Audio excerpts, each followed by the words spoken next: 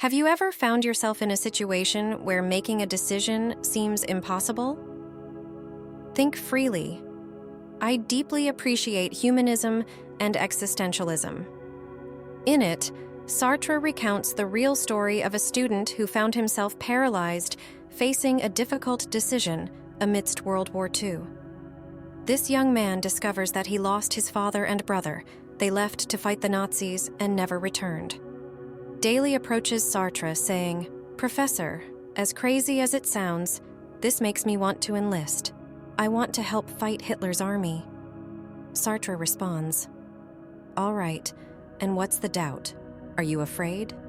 "No, I've never felt such courage. The problem is my mother. If I go to war, I won't come back and she'll be alone. On the other hand, if I don't go, I feel cowardly. And now, what's the right choice? To fight for the nation or stay home taking care of her? There's no right choice. Ask the patriot, and he'll say risking your life is heroism. Ask your mother, she'll spin with madness. Ask 1,000 people and you'll get 1,000 answers. So I can only give you one piece of advice. Choose and see it through. Because if there's a sign to be made, you won't find it in the world but within yourself." I don't know what you think of this response, but let's agree Sartre has a point. When it comes to difficult decisions, nobody can choose for you. The truth is, we live in a world of great uncertainty. And who pays the price? Our mental health, for example. At 17, society expects you to choose a costly career path. In my case, I couldn't even choose clothes yet.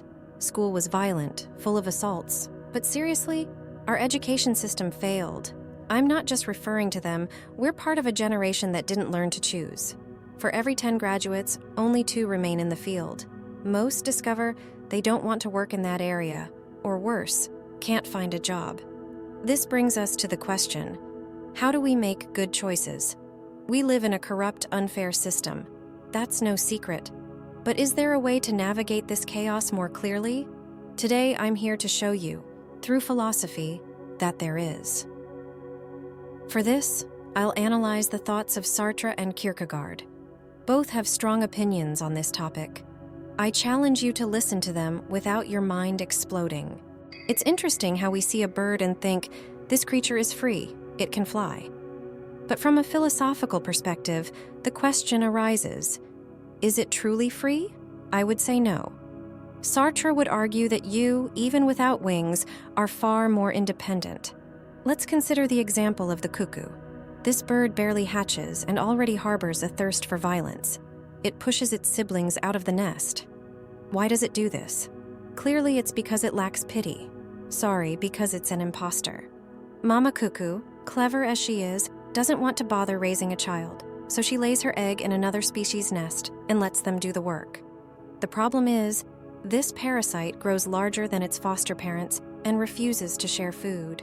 Thus, it's easy for humans to judge this scene and want to intervene. But there's no point in judging this animal. It lacks consciousness. It acts purely on instinct, shaped by natural selection, where the malicious had better chances of survival, passing on their genes, while the kind-hearted perished. Thus, violence became part of this species' essence. The existential difference between animal and human is profound. The former is born with a defined essence, tied to instinct, while the latter isn't bound to any fixed nature. Through concepts like good, evil, love, justice, the human can decide what to be. If unhappy, they can even decide to cease being. In this sense, you are freer than a bird because through conscious choices, you define your essence. Social factors influence this process.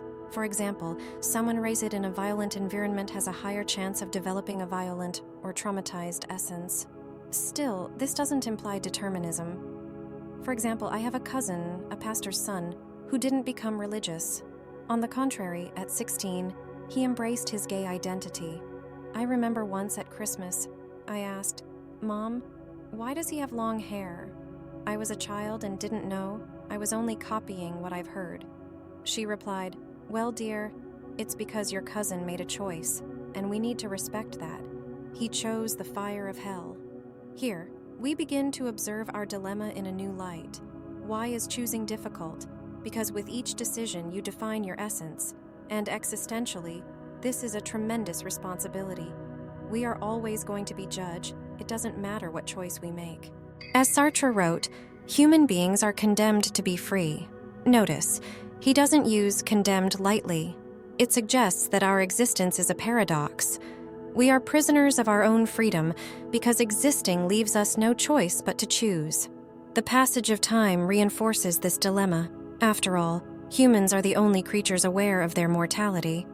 This awareness accompanies us throughout life, even when we don't realize it. So when faced with a difficult action and tell yourself, I won't choose, I can't, you're already choosing.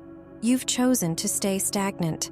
A fundamental part of your consciousness knows this, and from there arises a treacherous feeling, existential anguish, the sensation that time is slipping through your fingers and you're wasting your life. What happens when your body moves, but your mind is invaded by apathy and existence loses meaning? Many things can lead to this state. For me, it was a loss, but sometimes all it takes is noticing the world's injustices, deaths, uncertainties. If we start overthinking, we risk feeling at the mercy of chaos, where no choice matters. Today, I know that's not true. Choices matter, especially the small ones. Eating, brushing your hair, avoiding toxic people. If you're honest with yourself, you'll notice that embracing a choice won't fix your life overnight. But if today, just today, you prioritize yourself, how incredible is that? And what if every day you get compromised with yourself, your needs and dreams? Sometimes that's all it takes, the decision to listen to your pains and put yourself first. Of course, it's not easy. It irritates me when someone says, to be better, you need to do something. Thanks, I'm cured. That's not what I'm suggesting. On the contrary, what inspired me to make this video was the idea that deciding isn't easy, even when the best choice seems obvious. That's where philosophy can help break this cycle. I'm a witness, and now I'll try to demonstrate that.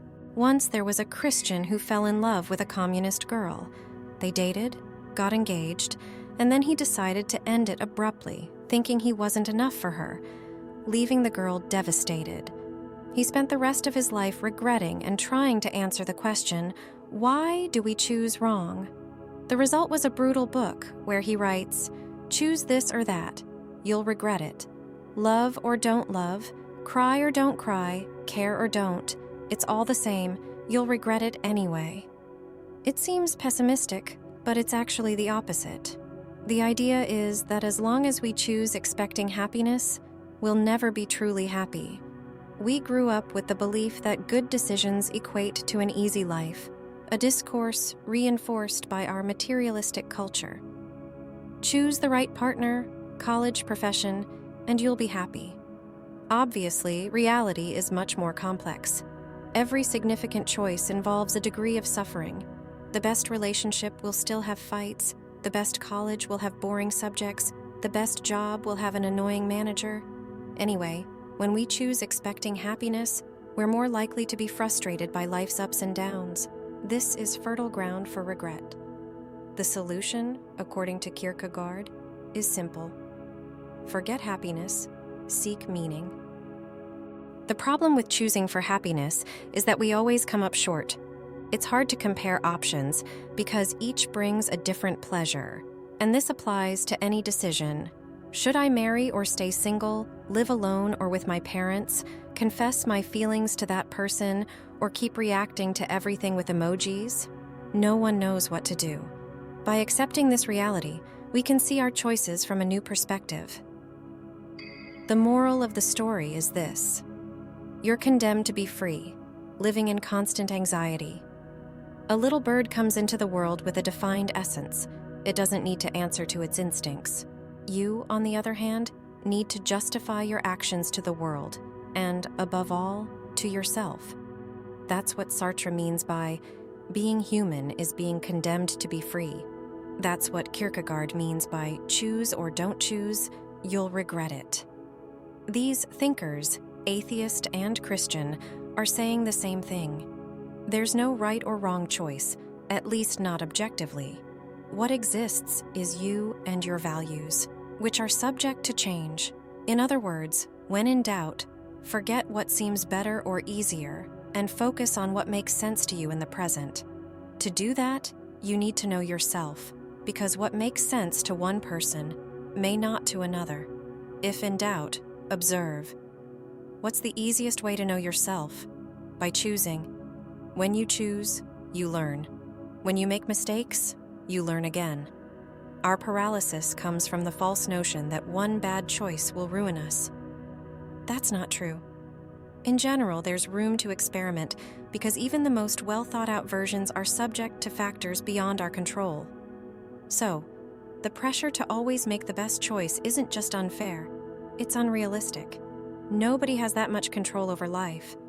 By seeking meaning instead of happiness, our choices become mechanisms of self-discovery. I choose what makes sense to me now, according to my values. And if everything goes wrong, I learn, update my values, choose again. The process of making difficult decisions starts with taking responsibility for our lives, which includes being kind to ourselves. After all, if we're condemned to freedom, there's no need to compound that sentence with harsh self-judgment. Nobody's perfect, we're here to learn. Choosing wrong is better than not choosing at all, or letting others choose by you.